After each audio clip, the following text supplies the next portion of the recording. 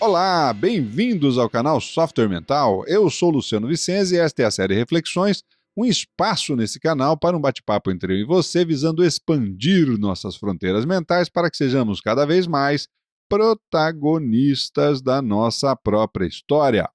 Este canal conta com o patrocínio e apoio técnico da Atena Media. O canal Software Mental conta com 2 séries de conteúdo, as entrevistas com convidados especiais e a série Reflexões, onde você é minha convidada, meu convidado. Estamos aí numa sequência de episódios sobre a questão do risco nesse cenário de transformações aceleradas, caracterizado então sempre pela incerteza. A incerteza nos remete ao risco e a forma como lidamos com o risco é o nosso grande desafio nesse contexto para acompanhar essas transformações. Você sabe que o modelo linear do século XX, característica do século XX, né? Uma relação sempre direta entre meios de produção e resultados ou capacidade produtiva. Nesse cenário, os profissionais, o que era principalmente desejado dos profissionais era disciplina e lealdade. O cara que é dedicado à empresa, tem disciplina, é leal à empresa, entra para se aposentar. Esse cenário é cada vez mais escasso, cada vez mais difícil de se encontrar, há uma multiplicidade de atividades, necessidades, e essas mudanças muitas vezes fazem com que os profissionais cada vez mais mudem de atividades de uma forma mais acelerada, né? Hoje a gente fala, né, sobre as mudanças aí de tipos de trabalho, tipos de atividades profissionais, e nesse modelo, então, de economia mais exponencializada, a capacidade de pensar, de criar e se relacionar com competência é que é mais esperado e desejado dos profissionais.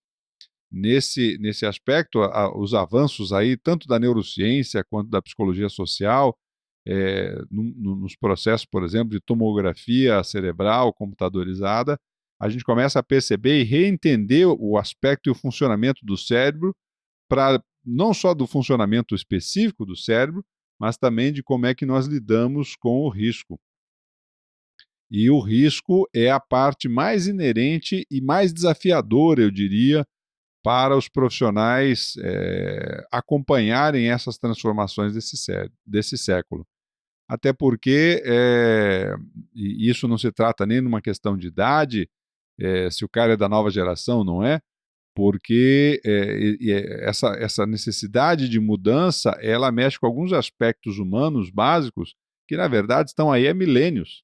Necessidade de inclusão, necessidade de se sentir parte do grupo, necessidade de sentir acolhido, de poder sentir que as suas competências influenciam o grupo de alguma forma, a necessidade aí de se sentir respeitado na sua dignidade como ser humano, a capacidade de estabelecer relacionamentos saudáveis ou positivos, e todos esses fatores que são relacionados ao cérebro exigem dos profissionais um nível de autoconhecimento e de segurança pessoal para lidar com os seus limites e fragilidades de uma forma diferenciada do que era no século passado. No século passado, se você era bom tecnicamente, um abraço, estava tudo certo. Agora não, a gente falou já no episódio passado, as hard skills elas caem para um segundo plano. O que é um trabalho técnico vai sendo cada vez mais substituído pela tecnologia, e o que é necessário aos profissionais é a capacidade de concatenar cenários transversais, complexos, com outras pessoas, outros interessados, e essa exigência é que faz com que a gente tenha que lidar com alguns bugs do nosso cérebro. De modo mais generalista, o nosso cérebro tem 3 funções fundamentais. A primeira delas, ele busca economizar energia.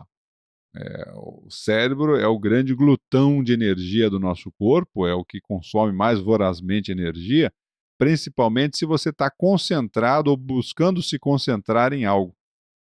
Quanto mais você utiliza a sua capacidade de concentração, mais energia o seu cérebro consome. E como é que ele, então, dentro da busca por equilíbrio nesse processo, o que ele faz? ele tenta nos colocar em rotina. A rotina é a forma fundamental que o cérebro encontra para economizar energia.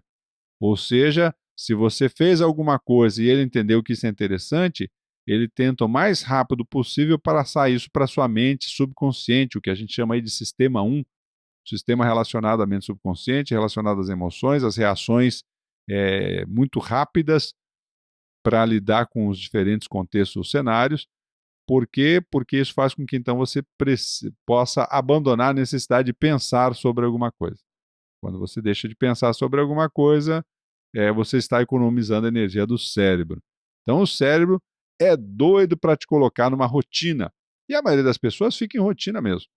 Pode correr o dia inteiro, que na verdade, a maioria das vezes, tem poucas coisas realmente diferentes ou que exijam parar, pensar, reprocessar a forma de fazer alguma coisa.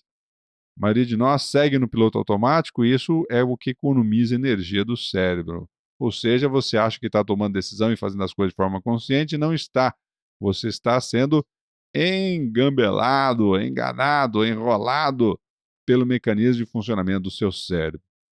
Segundo aspecto fundamental do cérebro é que ele visa proteger você dentro de uma lógica evolucionária. O que é que significa isso?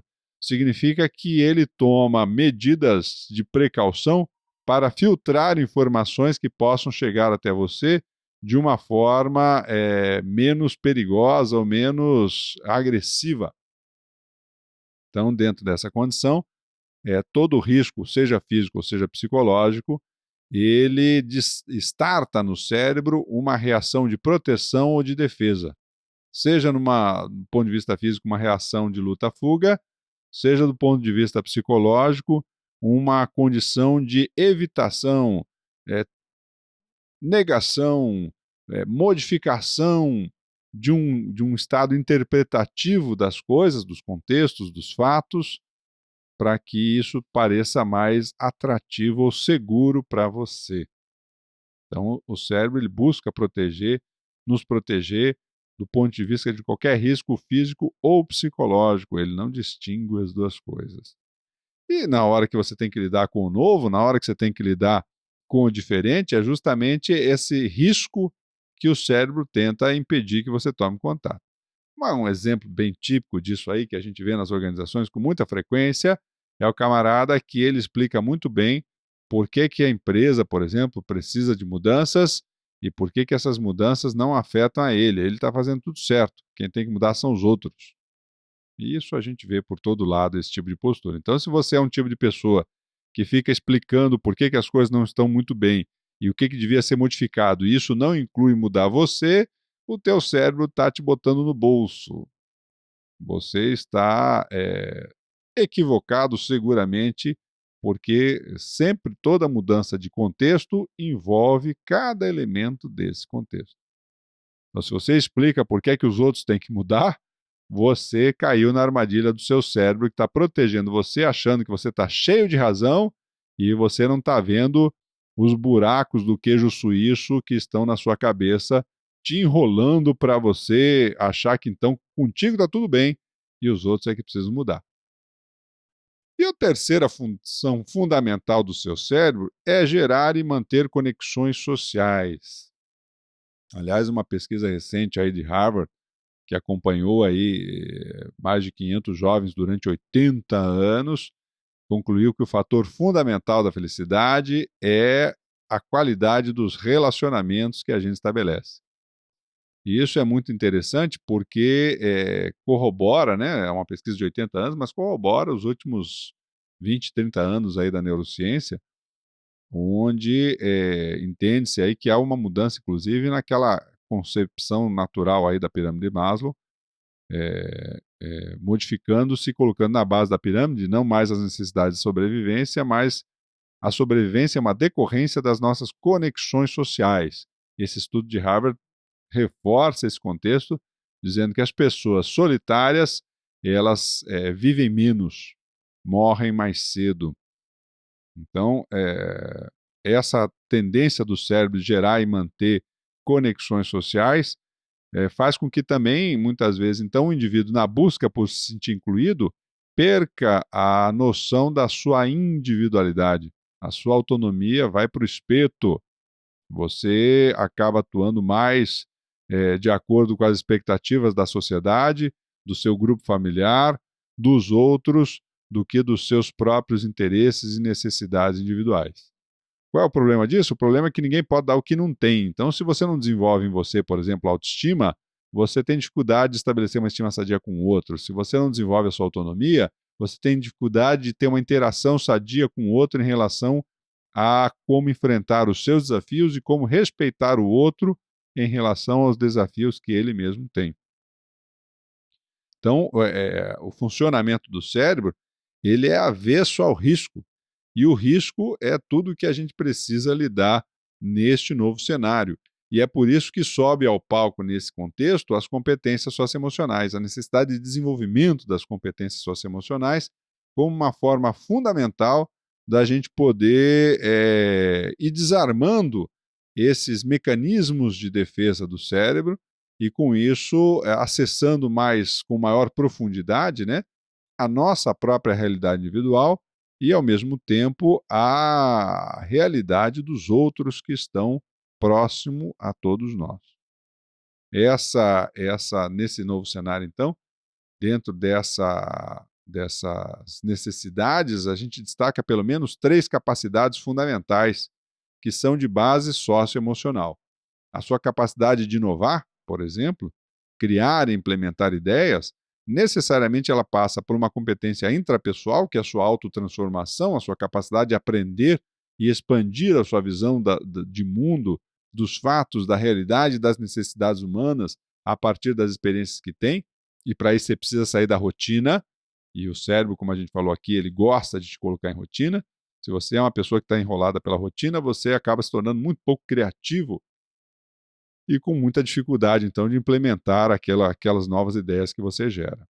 A segunda capacidade é de lidar com o diferente, então, mais ainda, né? Porque cada vez mais a diversidade é um tema presente. Só que a diversidade, muitas vezes, nos coloca, então, tendo que lidar com esse diferente, e esse diferente, o cérebro, muitas vezes, não sabe se é amistoso ou inamistoso. Ele não consegue diferenciar muito isso, não. Ele te coloca em estado de alerta. E muitas pessoas, então, adotam uma postura naturalmente defensiva perante o diferente. E essa defesa pode ser tanto num processo de reclusão, ou seja, de isolamento, ou de afastamento, como pode ser um processo comparativo de julgamento. E o julgamento, nesse caso aqui, não é o juízo de valor natural que a gente exercita para saber se uma coisa nos interessa ou não, mas aquele julgamento moralizador ou que reprova ou aprova alguma coisa. Se é parecido com o que eu penso, eu aprovo. Se é diferente do que eu penso, eu reprovo. E isso faz com que, esse é o mecanismo de funcionamento do cérebro, e faz com que, na verdade, a gente acabe trocando menos experiência do que poderia para aprender e se transformar.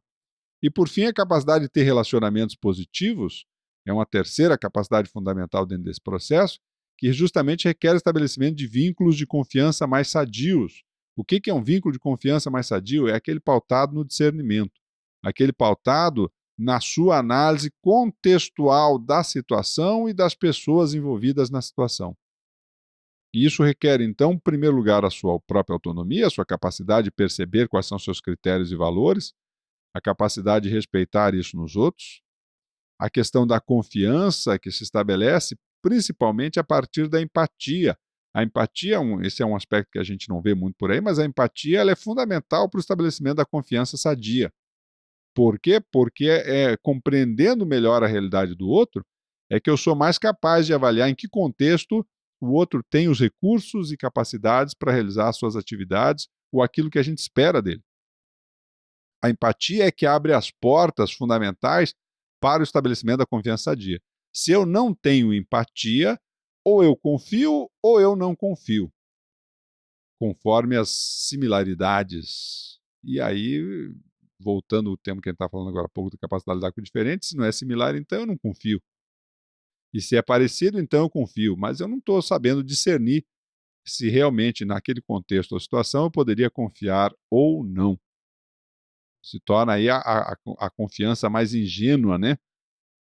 Ou a desconfiança propriamente dita. Então, é preciso que o indivíduo comece a trabalhar mais a empatia para entender como estabelecer uma confiança de base mais qualificada, pautada no discernimento, o que a gente chama, então, dessa interação mais empática que fundamenta a confiança sadia. Dentro desse processo, as soft skills mais relacionadas, então, já citamos aqui, olha, autoestima, autonomia e autotransformação do ponto de vista intrapessoal, a relação comigo mesmo, a autoestima de afeto comigo mesmo, a autonomia, o desenvolvimento das minhas próprias normas e critérios de respeito com as dos outros, e a autotransformação, a capacidade de eu me modificar a partir das minhas experiências. E as competências intrapessoais decorrentes aí das soft skills desse nosso novo século. A criatividade para a geração de novas ideias e soluções, a coragem para enfrentar o risco e os desafios, vencendo aí as barreiras de proteção do cérebro, e a confiança pautada no discernimento. Ok? Fecho esse episódio aqui com uma frase do Edgar Allan Poe, que nos remete aí a essa superação dos medos ou da aversão ao risco estabelecida pelo cérebro. Abre aspas, aqueles que sonham acordados têm consciência de 1000 coisas que escapam aos que apenas sonham adormecidos. Ouse mais, enfrente as barreiras e os bugs do seu cérebro, busque mais o risco, mas sem deixar de lado a reflexão que nos traz o aprendizado decorrente dessas novas experiências. Muito bem, pessoal, estamos chegando ao final de mais um episódio do nosso podcast Série Reflexões. Por que tratamos desses temas aqui no canal Software Mental? Porque confiamos que o mundo é um cenário de oportunidades para quem expande as suas fronteiras mentais e você merece aproveitar essas oportunidades. Curta os nossos podcasts, se inscreva no nosso canal, no YouTube e nas plataformas mundiais onde o nosso podcast está disponível. Um abraço e até o próximo episódio. Tchau!